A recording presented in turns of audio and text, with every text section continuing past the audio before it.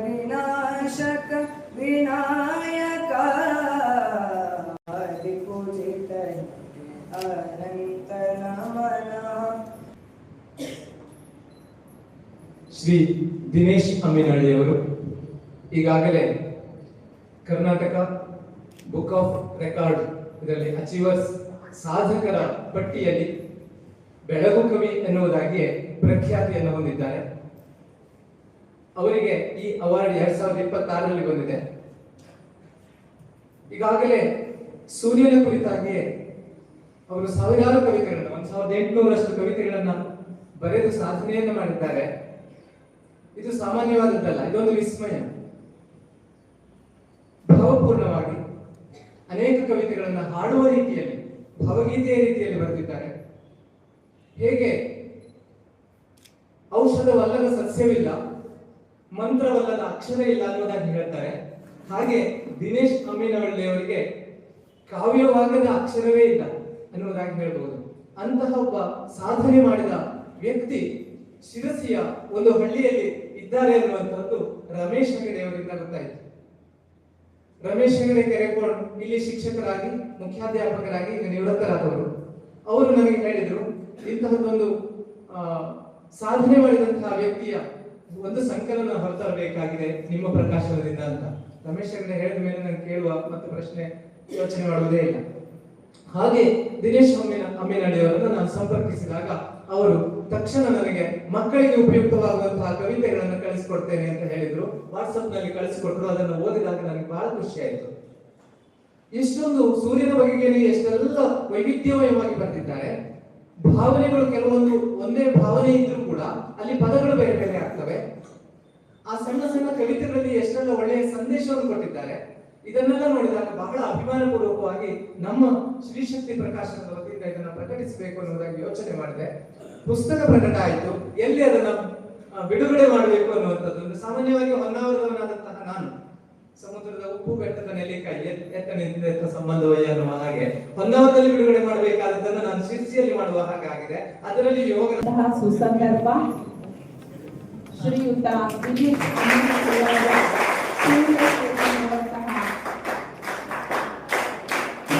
ಲೋಕಾರ್ಪಣೆ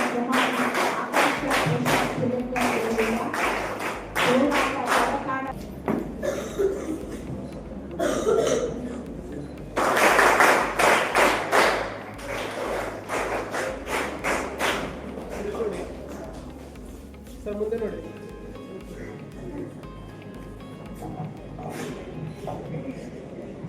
ಓಕೆ ನೋಡಿ.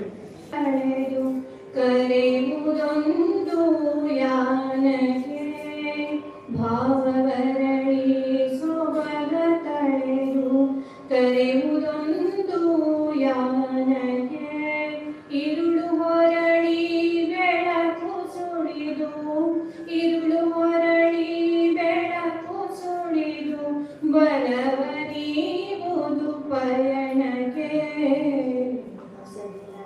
ಸಾಗುವ ಪಯಣಕ್ಕೆ ಕರೆದು ಪೊರೆಯುತ್ತ ಪ್ರೀತಿ ಎರೆದು ಕರೆದು ಪೊರೆಯುತ್ತ ಪ್ರೀತಿ ಎರೆದು ನುಡಿಯ ಮಂತ್ರಯಾನಕ್ಕೆ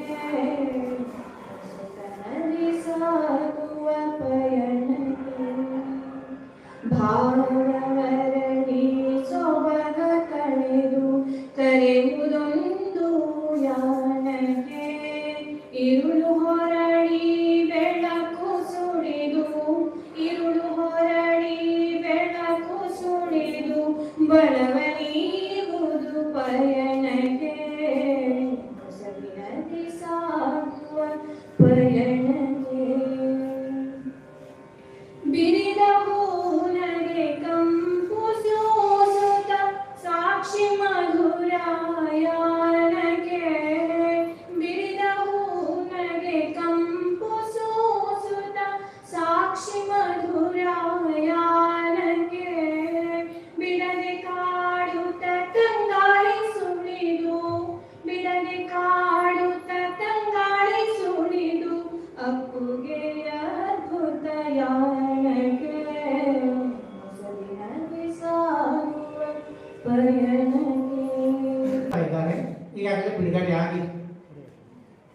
ಎರಡನೇ ಪುಸ್ತಕ ಸ್ವರ್ಗ ನಿಸರ್ಗ ಹೇಳ್ತಕ್ಕಂತಹ ಒಂದು ಕೃತಿ ಬೆಂಗಳೂರಿನಲ್ಲಿ ಇದು ಬಿಡುಗಡೆಯಾಗಿದ್ದು. ಇದರಲ್ಲಿ 70 ಕವಿತೆಗಳಿವೆ.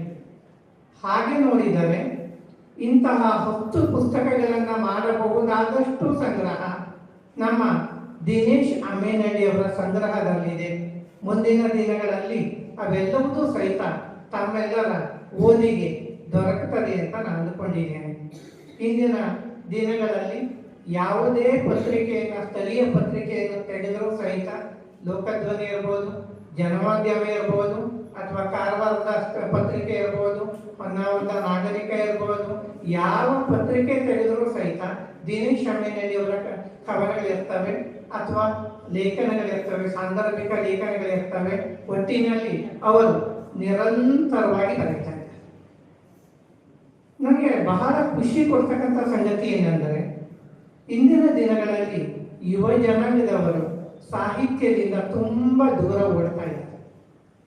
ಯಾವುದೇ ಕವಿಗೋಷ್ಠಿ ಇರಲಿ, ಸಾಹಿತ್ಯ ಸಮ್ಮೇಳನ ಇರಲಿ, ಅಲ್ಲಿ ಹಳೆಯ ತಲೆಗಳೇ, ಬೆಳ್ಳಿ ತಲೆಗಳೇ ಕಾಣಿಸ್ತವೆ ಹೊರತು ಕಪ್ಪು ತಲೆಗಳಾಗಲಿ ಅಥವಾ ನಮ್ಮ ಎಳೆಯ ಉತ್ಸಾಹಿಗಳಾಗಲಿ ಕಾಣ್ತಾನೆ ಇಲ್ಲ. ಅಂಥವರ ನಡುವೆ 40ರ ಹರೆಯದ, ಅವರು ಬಹಳ ಮೊದಲೇ ಬರ್ಲಿಕ್ಕೆ ಶುರು ಮಾಡಿದ್ದಾರೆ, 40ರ ಹರೆಯದ ನಮ್ಮ ದಿನೇಶ್ ಅವರು, ಸೂರ್ಯನ ಹೆಸರನ್ನೇ ಹೊಂದಿರತಕ್ಕಂಥವರು, ದಿನ ದಿನ ಬರೀತಾ, ಸೂರ್ಯೋದಯದ ಬಗ್ಗೆ ಬರೀತಾ 1800ರ ಗಡಿ ದಾಟಿ ಈಗ 1900 ಬರೀ ಸೂರ್ಯೋದಯದ ಬಗ್ಗೆ ನೆನಪಿಟ್ಕೊಳ್ಳಿ.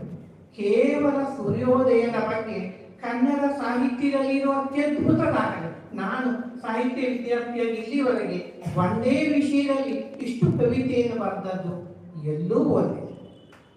ಅತ್ಯದ್ಭುತ ದಾಖಲೆ. ನಮಗೆ ಅನುಸರಣೆ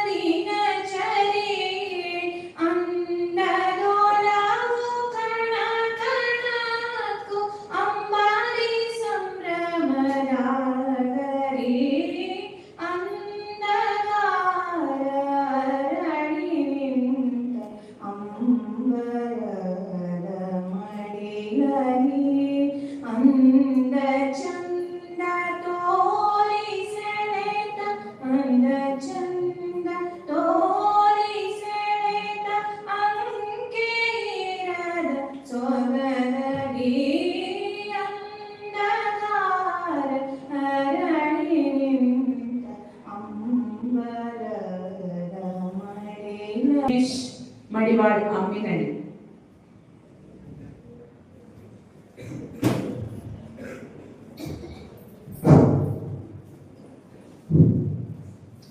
ವೇದಿಕೆಯ ಮೇಲಿರುವ ಗಣ್ಯರೇ, ಸೂರ್ಯಶ್ರೀ ಕವನ ಲೋಕಾರ್ಪಣೆಯ ಸವಿಗಳಿಗೆ ಸಾಕ್ಷಿಯಾಗಿ ಉಪಸ್ಥಿತರಿರುವ ಸಾಹಿತಿಗಳೇ, ಕಾವ್ಯಾಸಕ್ತರೇ ಹಾಗೂ ವಿದ್ಯಾರ್ಥಿಗಳೇ, ನಿಮ್ಗೆಲ್ಲರಿಗೂ ಸಹ ನಮಸ್ಕರಿಸುತ್ತಾ, ಪ್ರತಿ ಬರಹಗಾರನಿಗೂ ಒಂದು ಕನಸಿರ್ತದೆ. ಅದೇನೆಂದರೆ ತನ್ನ ಬರಹ ಯಾವುದಾದ್ರೂ ರೂಪದಲ್ಲಿ ಓದುಗಾರನ ತಲುಪಬೇಕು, ಮನವನ್ನು ಗೆಲ್ಲುವ ಮೂಲಕ ಸಾರ್ಥಕತೆ ಕಾಣಬೇಕು ಮತ್ತು ಕನ್ನಡ ನಾಡು ನುಡಿಯ ಸೇವೆಯಲ್ಲಿ ತಾನು ಯಶಸ್ಸು ಕಾಣಬೇಕು ಎಂದು. ಈ ಕನಸು ಕೃತಿಯ ರೂಪದಲ್ಲಿ ಹೊರಬಂದ್ರಂತೂ ಆ ಖುಷಿಗೆ ಪಾರವೇ ಇರದು. ಇಂತಹ ಸಂಭ್ರಮದ ಗಳಿಗೆ ನನ್ನ ಪಾಲಿಗೆ ಒದಗಿ ಬಂದಿದೆ. ಇದರ ಕಾರಣೀಕರ್ತರು ಶ್ರೀಶಕ್ತಿ ಪ್ರಕಾಶನ ಮತ್ತು ಎಲ್ಲರ ಅಚ್ಚುಮೆಚ್ಚಿನ ಶಿಕ್ಷಕ ಸಾಹಿತಿ ಶ್ರೀ ರಮೇಶ್ ಹೆಗಡೆ ಕೆರೆಕೊಂಡರವರು. ಈ ಸುವರ್ಣಾವಕಾಶವನ್ನು ಕಲ್ಪಿಸಿದ್ದಕ್ಕಾಗಿ ಶ್ರೀಶಕ್ತಿ ಪ್ರಕಾಶನ ಮತ್ತು ರಮೇಶ್ ಹೆಗಡೆಯವರಿಗೆ ನಾನು ಹೃತ್ಪೂರ್ವಕ ಧನ್ಯವಾದಗಳನ್ನ ಈ ಸಂದರ್ಭದಲ್ಲಿ ಹೇಳಲಿಕ್ಕೆ ಇಷ್ಟಪಡ್ತೇನೆ. ಅದೇ ರೀತಿ ಕೃತಿಯನ್ನ ಲೋಕಾರ್ಪಣೆಗೊಳಿಸಿದಂತಹ ಇಂಡಿಯನ್ ಬುಕ್ ಆಫ್ ರೆಕಾರ್ಡ್ಸ್ ಗೌರವ ಪುರಸ್ಕೃತೆ ಕುಮಾರಿ ಆಕರ್ಷ ಇವರಿಗೂ ಸಹ ನನ್ನ ಹೃತ್ಪೂರ್ವಕ ಧನ್ಯವಾದಗಳನ್ನ ತಿಳಿಸಲಿಕ್ಕೆ ಇಷ್ಟಪಡ್ತೇನೆ. ಇನ್ನು ಸೂರ್ಯಶ್ರೀ ಕವಿತೆಯ ಬಗ್ಗೆ ಹೇಳಬೇಕೆಂದ್ರೆ, ವಿಶೇಷ ರೀತಿಯಲ್ಲಿ ಪಡಿಮೂಡಿರುವ ಕವಿತೆಗಳು ಓದುಗರಲ್ಲಿ ಹೊಸ ಸಂಚಲನವನ್ನು ಮೂಡಿಸಿ ಕಾವ್ಯ ಅಥವಾ ಸಾಹಿತ್ಯದೆಡೆಗೆ ಒಲವು ಮೂಡುವಂತೆ ಮಾಡ್ತವೆ ಎಂಬುದು ನನ್ನ ಅನಿಸಿಕೆ. ಕಾವ್ಯಾಸಕ್ತಿಯೊಂದಿಗೆ ನಾವು ಮುನ್ನಡೆದಲ್ಲಿ ಮಾತ್ರ ಬಾಳಲಿ ಹೊಸದಂತ ಜೊತೆಗೆ ಸುಂದರ ನಮ್ಮ ಒಂದು ವಿದ್ಯಾರ್ಥಿನಿಯರು ನನಗೆ ಒಂದು ವಿಶೇಷ ಅನ್ಸುತ್ತೆ ಅಂದ್ರೆ ದಿನೇಶ್ ಅಮಿನಳ್ಳಿ ಅವರು ನೋಡಿದ್ರೆ ನನಗೆ ಯಾವ ತರನು ಅಂದ್ರೆ ಒಬ್ಬ ಕವಿಯಾಗಿ ಹೊರನೋಟಕ್ಕೆ ನನಗೆ ನಿಜವಾಗಿಯೂ ನಂಬಲಿಕ್ಕೆ ಸಾಧ್ಯ ಆಗಲ್ಲ. ಯಾಕಂದ್ರೆ ಮಾತನಾಡೋ ರೀತಿಯಲ್ಲೂ ಅವರಲ್ಲಿ ಇರುವಂತ ಕವಿ ಹೃದಯದ ಬಗ್ಗೆ ನನಗೆ ನಿಜವಾಗಿಯೂ ವಿಶೇಷವಾದಂತ ಅನುಭವ ಆಗುತ್ತೆ. ಯಾಕಂದ್ರೆ ನಾವೆಲ್ಲ ಸ್ವಲ್ಪ ಕವಿ ಅಂದ ಕೂಡಲೇ ಅವರು ಸ್ವಲ್ಪ ವಯಸ್ಸಾದವರಾಗಿರ್ತಾರೆ, ಜೊತೆಗೆ ಒಂದು ಉದ್ದನೆಯ ನಿಲುವಂಗಿಯನ್ನ ಧರಿಸ್ಕೊಂಡಿರೋದು, ಒಂದು ಉದ್ದನೆಯ ನಿಲುವಿನ ಚೀಲ, ಇವೆಲ್ಲ ಒಂದು ಕಲ್ಪನೆ ಬರುತ್ತೆ. ಆದ್ರೆ ಆ ವ್ಯಕ್ತಿಯಲ್ಲಿ ಅದು ಹೇಗೆ ಆ ಒಂದು ವಿಶೇಷವಾದಂತ ಒಂದು ಕಲೆ ಅಡಗಿದೆ ಅಂತ ನನಗೆ ಅರ್ಥ ಆಗ್ತಲ್ಲ. ನಾನು ಕೇಳೋ ಒಂದು ಪ್ರಶ್ನೆ ಅಂತಂದ್ರೆ, ಈ ಪ್ರಚೋದನೆ ಅನ್ನುವಂಥದ್ದು ಹೇಗೆ ಕವಿತೆಯನ್ನ ಬರೆಯುವಂತಹಕ್ಕೆ ವಸ್ತು ವಿಷಯ ಪ್ರಚೋದನೆ ಹೇಗೆ ಸಿಗ್ತಾ ಇದೆ ಅಂತ ನನಗೂ ಸ್ವಲ್ಪ ಒಂದು ಇನ್ನೂ ಗೊಂದಲದಲ್ಲಿದೆ. ಅದಕ್ಕೇನಾದ್ರೂ ನಮ್ಮ ದಿನೇಶ್ ಅವರು ವಿವರಣೆಯನ್ನು ಕೊಡ್ಬೋದ ಹೇಗೆ ಅಂತೇಳಿ ನಿಮ್ದೆ ಮಾತುಗಳಲ್ಲಿ ಹೇಳ್ರಿ, ತೊಂದರೆ ಇಲ್ಲ.